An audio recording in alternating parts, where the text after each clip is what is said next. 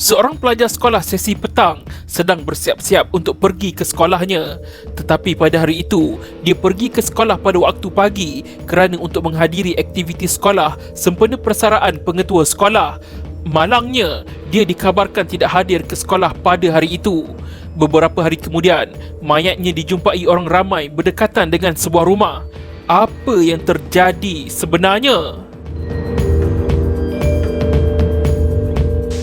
Pada pagi kejadian, mangsa merupakan seorang pelajar perempuan meninggalkan rumah kira-kira jam 5.45 pagi untuk pergi ke sekolah. Pada awal pagi itu, mangsa keluar dari rumah dengan berpakaian seragam sekolah serta beg sekolah dengan berjalan kaki menuju ke perhentian bas yang terletak tidak jauh dari rumahnya. Pada pagi yang sama juga, terdapat dua orang pemuda sedang menaiki motosikal. Mereka berdua berkeliaran di kawasan tersebut. Ini kerana mereka berdua mempunyai rancangan untuk meragut sesiapa sahaja yang lalu lalang di kawasan berhampiran. Ketika mereka berdua meronda-ronda mencari mangsa, mereka kemudian terserempak dengan seorang budak perempuan yang memakai pakaian seragam sekolah. Mereka berdua mengekori budak perempuan tersebut sehingga di hadapan sebuah sekolah rendah. Budak perempuan itu berhenti dan duduk berseorangan di sebuah kursi berdekatan dengan perhentian bas. Lelaki iaitu suspek menyuruh rakannya menghampiri budak perempuan itu, namun rakannya itu enggan berbuat demikian. Suspek turun dari motosikal dan terus berjalan menuju ke arah pelajar perempuan tersebut. Suspek kemudian bertindak duduk di sebelah mangsa. Mangsa terkejut apabila seorang lelaki yang tidak dikenali duduk di sebelahnya. Kerana takut akan situasi itu, mangsa kemudian berlari ke arah satu pokok kelapa yang terletak di sebelah rumah orang. Melihatkan mangsa sudah lari, rakan suspek datang menghampiri suspek dan suspek mengajak rakannya itu pergi sekali lagi menghampiri mangsa. Namun sekali lagi rakannya itu enggan berbuat demikian. Suspek kemudian berseorangan pergi menghampiri mangsa sekali lagi. Apabila suspek menghampiri pelajar sekolah itu, suspek kemudian memaut leher mangsa sehinggakan mangsa menjerit. Suspek kemudian bertindak lebih agresif dengan menarik mangsa. Mangsa dan suspek akhirnya jatuh ke dalam longkang yang berdekatan dengan pokok kelapa berkenaan. Rakan suspek yang sedang berada jauh 20 hingga 30 kaki dapat melihat suspek dan mangsa jatuh ke dalam longkang. Ini kerana ada lampu jalan di kawasan tersebut. Selepas itu, segala-galanya bermula. Selepas melihat mangsa dan suspek jatuh ke dalam longkang, rakan suspek kemudian pergi ke arah longkang di mana tempat suspek dan mangsa jatuh dan dia pada ketika itu duduk di bahu jalan. Rakan suspek tidak dapat melihat apa yang berlaku di dalam longkang tersebut. Dia duduk di situ selama kira-kira 15 hingga 20 minit sehinggalah sebuah kereta melalui jalan tersebut dan seorang penumpang perempuan dalam kereta berkenaan memandang ke arahnya. Apabila kereta itu berhenti, rakan suspek beredar dari situ dan menuju ke seberang jalan dan berdiri di sana. Ketika rakan suspek berdiri, kereta tersebut masih lagi berada di tempat ia berhenti. Kira-kira 5 minit kemudian, rakan suspek dapat melihat suspek naik dari longkang tersebut. Semasa suspek naik dari longkang, rakan suspek tidak perasan sama ada kereta itu masih lagi berada di situ atau telah bergerak. Rakan suspek melihat suspek naik dari longkang tetapi bukan di tempat suspek dan mangsa jatuh. Rakan suspek juga tidak melihat mangsa naik sama dari longkang tersebut. Suspek kemudian menuju ke arahnya dan mengajaknya pulang ke rumah. Dia tidak bertanya apa-apa kepada suspek dan suspek juga tidak memberitahu kepadanya apa yang berlaku sewaktu suspek dan mangsa berada di dalam longkang tersebut. Disebabkan mangsa tidak pulang ke rumah setelah keluar ke sekolah pada awal pagi di hari kejadian, keluarga mangsa telah membuat laporan polis. Sepasukan polis giat mencari mangsa dan hasil siasatan amatlah memilukan. Polis berjaya menemui seorang mayat budak perempuan di dalam longkang dengan lengkap berpakaian seragam sekolah iaitu 2 hari selepas mangsa dilaporkan hilang. Mayat si mati telah dicamkan oleh kedua ibu bapanya di lokasi kejadian. Mayat si mati turut dicamkan sekali lagi oleh bapanya di rumah mayat pada hari bedah siasat dijalankan. Hasil dari laporan bedah siasat menunjukkan punca mangsa mati adalah consistent with immersion. Immersion merupakan satu bentuk eksfizia, iaitu lemas di mana laluan udara si mati ditutup oleh air sehingga menyebabkan stimulasi pada saraf-saraf si mati yang menyebabkan jantung si mati berhenti berdegup. Untuk immersion berlaku, seseorang perlu berada dalam keadaan pengsan atau separuh sedar. Selain itu, satu lagi elemen untuk immersion berlaku adalah kehadiran air yang menutup laluan udara hidung dan mulut si mati. Kedua-dua elemen ini perlu wujud bersama bagi membolehkan immersion berlaku. Dalam bedah siasat yang dijalankan, doktor pakar patologi forensik juga mengesahkan ada banyak kesan lebam pada badan mangsa. Menurut doktor pakar, serangan yang menyebabkan lebam-lebam tersebut dikenakan pada mangsa semasa mangsa masih hidup. Ini menunjukkan mangsa masih lagi hidup selepas terjatuh ke dalam longkang tersebut.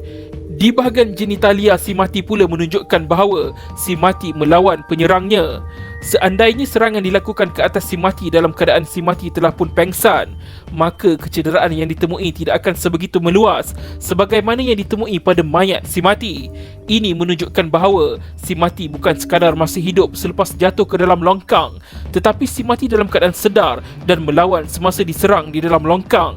Selepas kertas siasatan dibuka bagi mencari suspek, pihak polis berjaya menahan suspek, iaitu tidak sampai 3 minggu selepas kejadian berlaku. Pegawai penyiasat juga menemui kalkulator milik mangsa yang dijumpai di rumah suspek. Suspek dibawa ke Mahkamah Tinggi Johor Bahru untuk perbicaraan. Suspek yang bernama Abu Bakar Musa 21 tahun atau dikenali dengan panggilan Kapak telah didakwa merogol dan membunuh seorang remaja perempuan yang bernama Syafiqah Muhammad Borhan 15 tahun di dalam longkang di Jalan Padi Huma 1, Bandar Baru Uda, Johor Bahru di antara tarikh 25 Januari 2006 kira-kira jam 5.45 pagi dan 27 Januari 2006 kira-kira jam 3.30 petang. Suspek didakwa di bawah Seksyen 302 Kanun Keseksaan atas kesalahan membunuh dan boleh dikenakan hukuman gantung sampai mati jika didapati bersalah. Suspek juga didakwa di bawah Seksyen 376 Kanun Keseksaan atas kesalahan merogol dan boleh dihukum di bawah seksyen yang sama. Untuk makluman, Syafiqah merupakan anak sulung dalam keluarga dan seorang pelajar tingkatan 3 di Sekolah Menengah Perempuan Sultan Ibrahim, Johor Bahru. Ketika perbicaraan di mahkamah, keterangan dari rakan tertuduh menunjukkan bahawa tertuduh merupakan individu terakhir yang dilihat bersama-sama mangsa. Malahan, perbuatan tertuduh juga merupakan punca mangsa jatuh ke dalam longkang dan yang lebih penting lagi tertuduh turut berada bersama dengan mangsa di dalam longkang tersebut. Keterangan menunjukkan bahawa tiada orang lain selain tertuduh dan si mati pada ketika itu. Dalam hal yang sedemikian, mahkamah tidak mempunyai keraguan langsung bahawa sewaktu dalam longkang itu, tertuduh menggunakan kekerasan dan menyerang mangsa sehingga menyebabkan Syafiqah menjadi pengsan atau separuh sedar. Akibat serangan tertuduh itu, terdapat 2 kecederaan ketara yang menyebabkan mangsa pengsan atau separuh sedar iaitu lebam-lebam pada bahagian muka dan kecederaan kulit kepala mangsa. Apa sebenarnya yang berlaku di antara mangsa dan tertuduh di dalam longkang tersebut?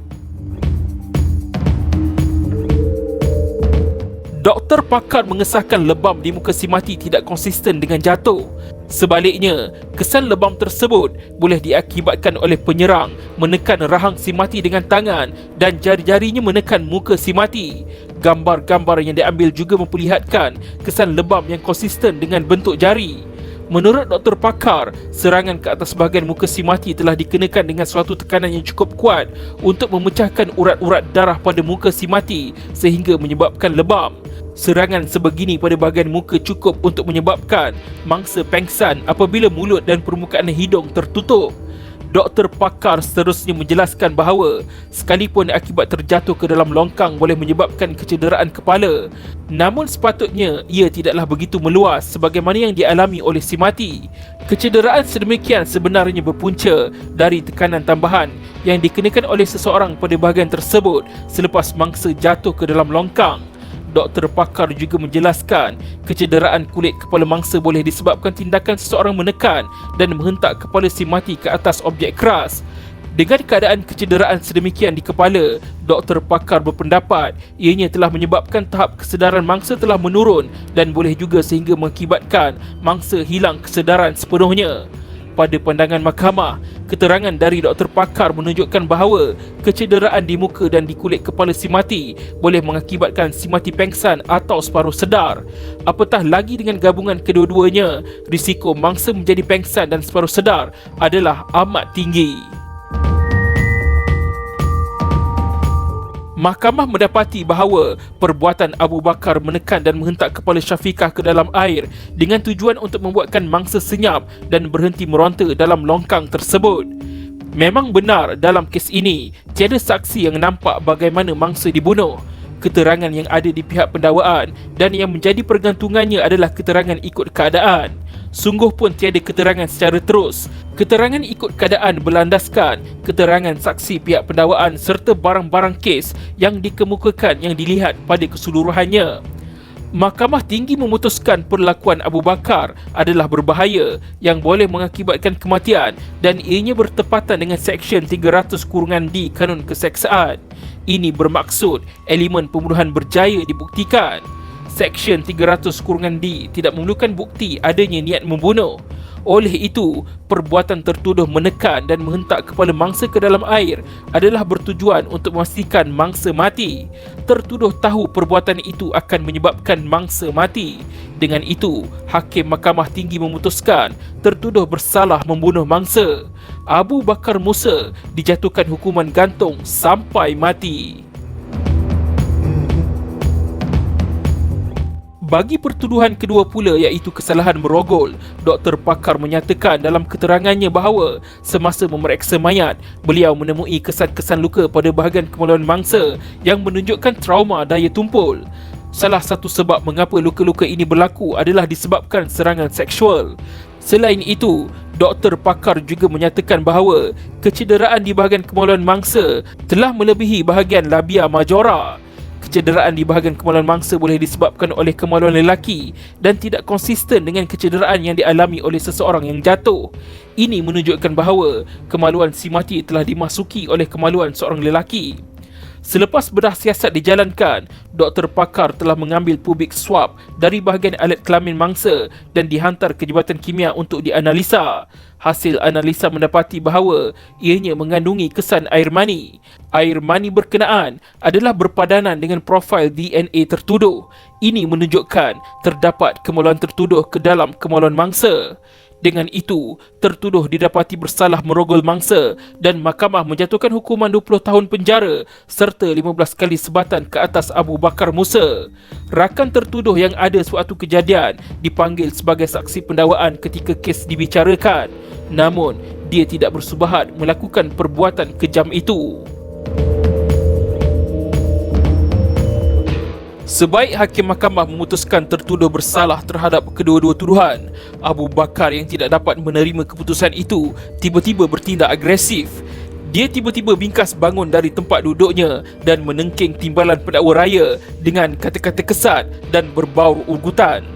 "Aku tak puas hati dengan timbalan pendakwa raya yang ni. Kurang ajar betul kau. Kau memang nak kena ya. Jaga kau nanti. Aku takkan lepaskan kau. Kau tunggulah." Pekik tertuduh tanpa mempedulikan kira-kira 20 hadirin yang hadir bagi menyaksikan perbicaraan.